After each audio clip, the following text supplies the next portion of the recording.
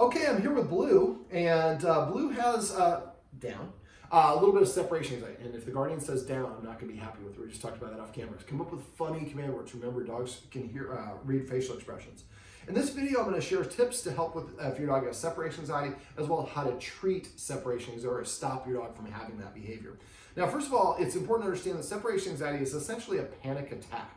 Some people get very cross with their dog when they come home. I'm not saying this is the case in this particular guardian, but a lot of people watch my videos. So they come home and the dog was so distraught that it lost control of its bowels and peed all over the place. Well, a lot of people are like, little bastard dog went and peed all over my house. He was mad getting me. No, the dog was so scared it peed its pants. If you have a friend who peed their pants, you probably never well, if they're a good friend, you make fun of them a lot. But most of the time, we would never mention if our dog or if our friend peed their pants because they were horrified, mortified at what happened. So if your dog destroys some things, that's a coping mechanism. If they if they have accidents, that's losing control of their bowels. It's a state of insecurity and panic. And so the last thing that you should ever do is correct or punish a dog for doing those things. It will make it worse. And separation anxiety is really more than anything else a kind of a representation of insecurity. It's trash day, so we'll hear a little bit of that. All right, so basically, when dogs have separation anxiety, most of the time we have puppies, the very first time we leave them alone is the first time in their entire life that they're completely alone. They're with their parents or their siblings, we adopt them, and then they're shiny and new. Eventually we have to go to work, and we put them in a kennel or a long-term confinement area, and it's like, shit, I went from 100% access to you to 0. There's no bigger range than 100 to 0. So what I found that dogs need to do is actually practice something in between that range. And I've got a really smart way, I think, of doing that. But before we get to that, I want to talk about the triggers. Dogs often get worked up before we actually leave the house. They recognize our departure ritual. We sit in a certain place and put on a work uniform or a certain pair of shoes. We grab our purse, we grab our keys, we grab our phone, we grab our sunglasses, our scrunchie, whatever these things are, and the dog recognizes these are the litany of things that you do right before you're about to abandon me. So I'm watching, oh, she put those shoes on. She always wears those shoes when she's leaving. Oh, she picked up her keys. Oh man, she grabbed her bag. And then I start getting worked up, and before you even leave, I've already got myself verklempt. So what we want to do instead is we want to desensitize the dog for those. This is one of the biggest triggers there is, keys. So what you want to do is go over where your keys are, pick them up, put them down, and then sit down. Go grab your purse. Get up, put it back, and sit down. Go, eventually you grab your purse, put it on your shoulder, walk to the door, grab the handle, jiggle the handle, then turn around, walk back, put your purse down, and sit down. So what we're doing is we're incorporating the elements of our departure out of context to break the association. This is also referred to as desensitization. So I want you to go through, kind of make a mental note. Next time you're getting up in the morning, what are the things that I'm doing? What are the things that, and kind of watch the dog out of the corner of your eye without seeing the dog, but like if you see the dog breathing a little heavy or pacing back and forth or their mouth is open, they're panting. Those can be signs of stress or insecurity. Or anxiety. And so if we start seeing the dog doing those sort of things, we know that's a trigger that we need to come back and practice and desensitize and exhaust that till I can pick up my keys and my purse and my sunglasses and walk to the door. And the dog is like, whatever, man, I know you're not leaving. Once we can, and so that's something you're going to get doing on a regular basis. All right, Blue, this is the part where you're going to get a lot of treats. Come over here. So what I found is, like I said, a lot of times, and Blue's actually different than most dogs. Most dogs, he's kenneled at night, and free during the day. Usually it's the other way around. So he is, what I'm expecting is a mild case of separation anxiety. So what I've learned to do is teach dogs or create a scenario where the dog can practice being alone in an easier capacity of 0 to 100. And the way that I found to do this is to teach your dog to stay. Now, most people teach their dog to stay 3 times as hard as it needs to be. They say stay, and then they back up. So now there's really 3 elements to stay: duration, distance, and distractions. Well, now I'm doing all 3 at once. It makes it 3 times as hard. So the first stage is teach the dog just to stay for duration. You want to get to the point where your dog can stay up for up to 3 minutes. So what I got the dog, now I've got the treat here. Now, when you're teaching her to stay, you need a stay command, you need a release command. I should have asked the guardian this off camera, but I say release, break, freedom, and parole. I have 4 dogs, and so each one has its own unique word. Do you like any of those words? You can also say holiday, vacation, leave, any of those. Free. Free? Perfect. All right, so what we're going to do is I'm going to do several stays, and then I'm going to do a free at the end. So when you're doing the stay, a lot of people, they put their hand right here. Well, that's really right in the dog's face, and that can be intimidating. And also, when you're telling your dog to stay from a distance, that's not what they're going to see. So I like to keep it halfway between me and the dog. So I say stay as a stop sign. I pull it back to my chest, or I can put it in my arm, my side, and I count 1, 2, and I'm going to give the dog the treat, and I want to use the sign the command word. So I'm going to have the treat out first, and this hand, the signal hand's going to be halfway across my arm. So when I go to signal, stay. So he sees the stop sign when he starts the stay and ends the stay. And I want you to think of each stay as a cycle. We start the stay and stop the stay. Eventually, we're going to say stay, and then free ends the cycle. But that's going to be a 1 repetition. Right now, we're doing this. We're going to do a whole bunch in a row. So we say stay to start it, count 1, 2, 3 in my head, then stay to finish it, and I have to decide, am I going to practice again, or are we going to give them the free? So I'm going to do a couple in a row. I'm going to do 2, 4, 6. So always count in your head. You can do it out loud. I wouldn't recommend it. But always count, because if your dog fails and gets up and walks away, that's called an auto release. You need to know what mark you were at. So you're at 25 and the dog got up. Well, I'd go back to 23 and practice some more 23s. You want to build success on top of success with the stay. All right, so we're going to do 2, 4, 6, and then I'm going to release it. Stay. Stay. Stay. Stay. Now he seems to be targeting my hand a little bit, so I'm going to move that hand behind my back. Stay.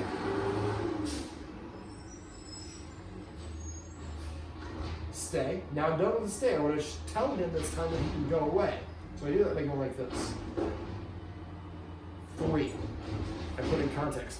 That is cortisol, that jumpiness. That's probably the sounds of the trash truck outside. But if you see your dog jumpy like that, or their tail's down between their legs, don't pet them. You can make them more anxious. So if he's like that, you can lay your hand on him and let him know I'm here with you. But again, stop as soon as he rolls over, because that's a sign of insecurity. The insecurity is related to separation anxiety.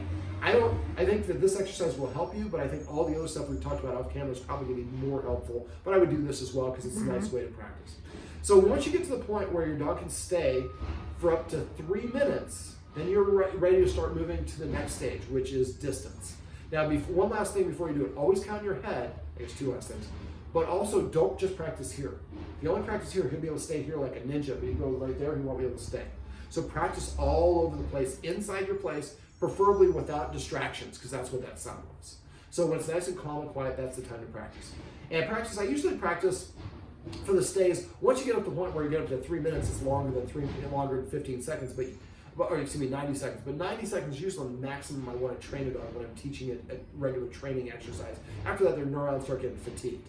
So practice relatively short, always end on a good, successful one. And again, if you see them look at your hand with all the treats in it, put them off here or put them in a little jar or somewhere up here so you go to it. So we don't want them to create that positive association directly with the treat.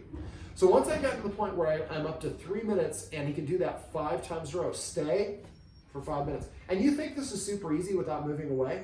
It's hard for dogs. They're like, why are you not giving me the treat? You mean roll over, shake, bark? They're going to start going through their floor routine. So once you got to that point where you can say stay, and he'll stay for up to 3 minutes without you moving away, only then do you start incorporating distance. And almost every one of my clients I explain this to, I say don't incorporate distance until you get 3 minutes. I get a message from like a week later. So when we get to like 5 steps away, he starts coming to us. I'm like, did you get 3 minutes? No. So don't go to that until you got the 3 minutes. All right, the next step, and I'm going to get up and pantomime a little bit, so the camera might be a little bit wonky. I'm going to move this away so you can kind of see us. So now I'm going to start using distance. So I'm going to do the same thing. If he wants to stay in a sit, put him in a sit. If he wants to stay in, if you put him in a sit and he lays down, start him in a down. Mm-hmm. The book just says all he has to do is stay in the air. So if he's in a sit and you're like 2 minutes 40 seconds and he lays down and you're going to 3, that's okay. You can keep counting. But if he gets up and moves away, you stop. He doesn't get rewarded for that, and we back up to a previous successful mark and practice that again. All right, sit. So stay. That's okay. I take 1 step back. I count 1, 2. Come back to him. Stay. Wait for him to get done chewing. Stay. 1, 2, and I count 1, 2, 3, 4. Stay. Now, this is my genesis point. It's every dog's me unique. So what I start off by doing is I take one step back, and however many steps back, I double. So if I take 4 steps back, I would count to 8. 2 steps back, I count to 4, so on and so forth. And play around with it. If you take a step back and your dog comes towards you, that means your dog wasn't ready to do that. So I had my puppy quest, I had to do a week's worth of 1-step stays or 1-second stays. So always back up. There's no right or wrong. It's just what your dog's successful for. Once you get to the point where, let's say that this chair, let's say this represents a wall that goes this way. So once I get back here, I don't want to start moving out of his line of sight until I've gotten at least 15 feet away from him and have him stay there consistently. So let's say this is 14, 15. So now he can't see me because the wall's there, and I go right back, and then I go back to him and give him the treat and say, stay. So don't move out of sight till you've gotten at least to 15 seconds, and don't start moving away till you get to 3 minutes. This is a very structured thing. If you skip pull corners, it's going to kind of invalidate, and you're going to have not a very solid foundation. Now, let me show you in real time, because that was a little bit longer than I want. So the first time I go out of sight, I'm going to go like this. And go straight back to the dog. So, maybe like a third of a second, half a second max. And the dog comes towards you, that means it wasn't ready. So anytime it fails, go back to the previous mark. So eventually you'll be able to go full second, and then go give the treat. You want to keep on doing this point where you can be out of sight for progressively longer and longer periods of time. Eventually you want to get to the point where you can be out of sight for like up to 15 minutes or so. Now, when you do this, what we're doing is once you get to 5 minutes, let me back up. Once you can get to the point where you're starting to add distance, I want you to start incorporating it. And this room, the way your room is set up, there's not a really divider here. So maybe he's over by his dog bed. You're going to get a drink of water. Stay, get up, go get your drink of water, come back, and then free. So what we're going to do is we're going to start asking him to stay while we move away from him so he's not in immediate proximity to us. And eventually we're going to have him stay, and we're going to go back in the bedroom. And we're going to gradually elongate that period of time. So now we're helping him practice being calm while he's alone, somewhere between the 0 and 100. Because he knows the door is there. He knows you haven't left, but he's not right next to you. So this helps him essentially practice being calm and comfortable when he's not in immediate proximity to you. Now, when you leave, you're not going to put him in stay, because then he's going to auto-release. Well, the next stage is once you get to the point where you can put him in stay in your bedroom and come back here and watch a TV for half an hour or so, and he doesn't try to come back to you. Now you're ready to start actually leaving, because but I want you before I get to that point. At first, when I want you to put stay, go get a drink of water, come back and release it. Make sure always release and say free. But eventually stay, and then I make myself a cup of coffee. It takes a little bit longer. And so make sure that each iteration is just slightly longer. Don't go from 1 minute to 7 minutes. That's way too long. It should be literally seconds or 20 seconds, 30 seconds, but gradual intervals. And if you do it right, he's comfortable and relaxed, say in the bedroom while you're here, or vice versa. Eventually, and when you go to the bathroom, make sure, that's another good one to do. So we want to incorporate that into our day-to-day tasks. You're folding laundry. Stay and go fold laundry. So use that in approximate to help him practice that. Once you get to the point where he can stay for half an hour and watch a TV program and he's relaxed, he's not whining and whimpering, now you're ready to start doing it when you leave. Now when you leave, if you leave the door and he starts whimpering, you come back, he thinks the whimpering is what made you come back. So, and what we do is we leave, and we just leave too far, too long, too quickly. So first what you want to do is, and I wouldn't grab all your stuff, because again, we should have desensitized him by now, but if any of those things are triggered, definitely don't pick those up. So just basically get up every once in a while, go outside, close the door, wait 1 second, turn around, come right back in and sit back down. And then next time you leave for 2 seconds and 3 seconds, and gradually longer periods of time. But when you're leaving, you're staying right outside the door. Don't let him know you're out there. But I have a lot of people have security camera. They'll pull their iPad out and watch it outside in the security footage so you can see what is he doing. But the idea is eventually you're like, okay, he's been good for 15 minutes. I'm going to go to the Grove real quick. Well, the Grove's going to be 45 minutes. He might be good for 42 minutes and then start freaking out, and then you would validate the whole deal. So the idea is to build 100% success on top of 100% success. Now for dogs, you never have to practice past 2 hours. I'm not saying you have to get to that point. Probably won't. Most dogs, that's too far. See if I can sneak a treat over there. I did. That was a good throw from here. But the idea is to gradually elongate how long he's out there. I have one client that actually put a little beach chair right outside their door of their apartment, and they were left in the hallway, so when I went outside, they could sit down, and it was comfortable for them. Bring a cocktail and sat there and watched with the Wi-Fi. And what you're doing is if your dog freaks out, you want to wait for a pause between your dog freaking. That's when I would come in. So don't come in while he's freaking out because that causes the dog to think that caused you to come in. But the idea is we're helping him practice and we're right outside there. So if he does fail or start barking, we know exactly when. And when you get to some marks, I just find it's a little bit easier to just keep a stopwatch on your phone. That way you know exactly where you're at. But if you do this properly, eventually you get to the point where he's relaxed and comfortable because he's practiced doing this when in a stay. And then when you leave, it's no big deal. Last little tip. When you come home and leave, don't make any big deal out of it. When you leave, just put your stuff up. Don't say goodbye. Just walk out the door. When you come back in, if he's excited, don't engage with him when he's excited. So come in, he's all excited. Try to shimmy away from him if he tries to jump up on you. Remember, if you pet him when he jumps up on him, that's going to backfire. So when you come home, just kind of come home, shimmy away from him if you have to. Put your stuff up, and he's all excited, bouncing around. It's not being mean. You're just saying, I don't want to engage with you when you're in this unbalanced state of mind because that's related to separation anxiety. So as soon as he calms down, it's kind of like what I talked to you about the leash. As soon as he calms down, let's say he's here, he calms down, I see he calms down, I go like this, start reaching for him, he starts wiggling, pull my arm back and go back to do what I'm doing. Again, I'm not punishing, I'm just saying when you get excited, I lose interest in petting you. When you're calm, you're very attractive to me, I want to pet a lot of you. That will, through enough repetition, he'll learn, she likes it when I'm calm. I'm going to start being calm more often. And then eventually you can reach this far, and eventually you can reach over and pet him and tickle him, and he stays seated the whole time. That's what we're looking for. A balanced, in control, confident dog. Lou, sit.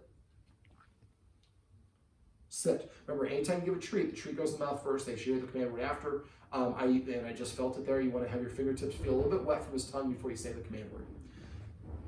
Crash. Well, this is Blue, and this is Blue's. These are some tips to help your dog if it has a case of separation anxiety.